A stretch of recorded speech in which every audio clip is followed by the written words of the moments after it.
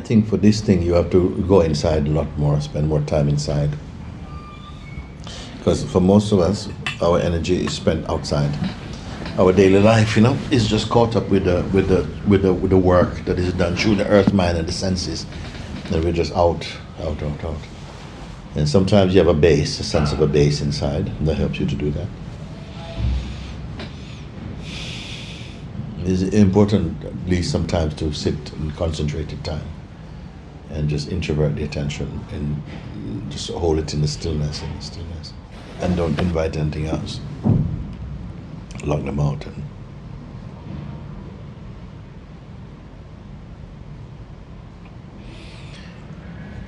it's the way you kind of build spiritual muscle without doing anything, just to keep out and be immersed in that. It's like being strong by being nothing.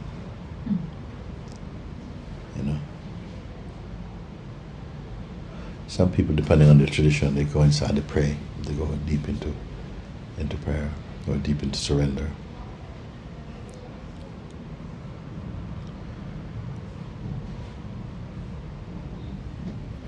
Or deep into inquiry or something.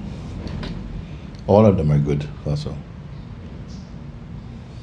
Just destroy, or just like I was talking to someone and telling them that, mantras and bhajans are good because they kind of, they purify the energies, the mental energies and emotional energies, and subdue their sort of fragmentary nature, harmonize them, pacify them, and make your environment more receptive to the higher self. Just that, they do that, prayer and this kind of they do that. But ultimately, you must merge your sense of separateness back into the whole. The whole looks like it's something else. This is the mystery, because the wholeness seems like it is, like a thing, a place you go to. But there's only the wholeness, and our little parts that we play is just, really, sort of fractured consciousness, the little bits of, that needs to merge. We are taking that somehow, we're believing that through the hypnosis of Maya to be that, that's our standpoint, that's our fact, that's our position. But that position has to get merged into the greater, into the fuller consciousness, which is our total being. We have so strong an impression that we are individual, separate, autonomous persons, It's such a cage, locked from the inside. It's such a cage. And meditations and so on, they help you to just kind of like to unform you. And when you're unformed, then all these things become much more, your language become much more intelligent, it's much more broad. It's not just in the restrictive, insecure, clingy kind of energies of a person. It has to just open back up. Like ice, you freeze it and you can make it into a shape, but it's really water.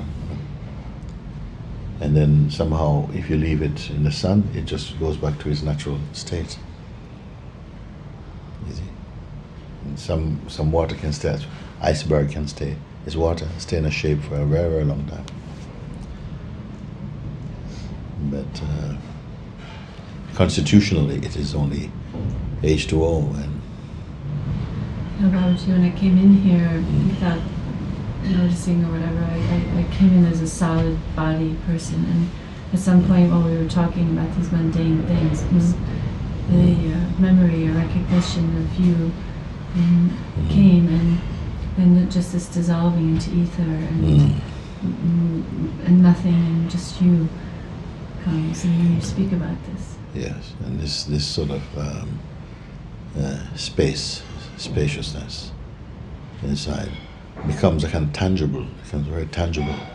It even has an impact inside the body, because the energy in the body somehow begins to correspond to it, and it makes them feel like weightless.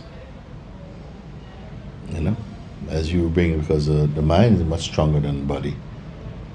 as you bring your attention into that neutrality, then even the metabolism and the biological functions and everything, they're subject to that principle. Something begins to happen to them. They start to zing.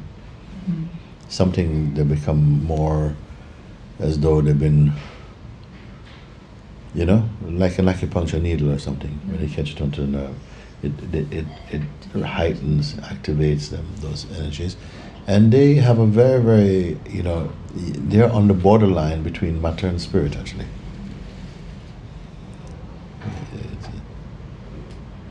And they really provoke or invoke the feeling of love and wellness. Feel very well and loving.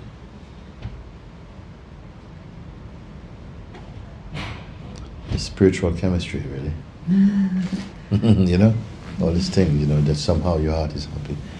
And the whole perspective is changing. Everything becomes less feely, less five sense oriented and there's boundaries. The boundaries are really, really mind created. It's 22, Roger. Yes, good.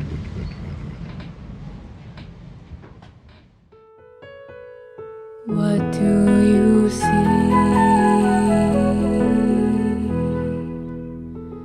This is your clue.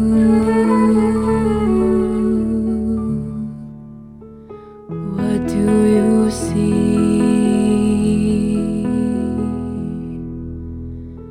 This is your clue. See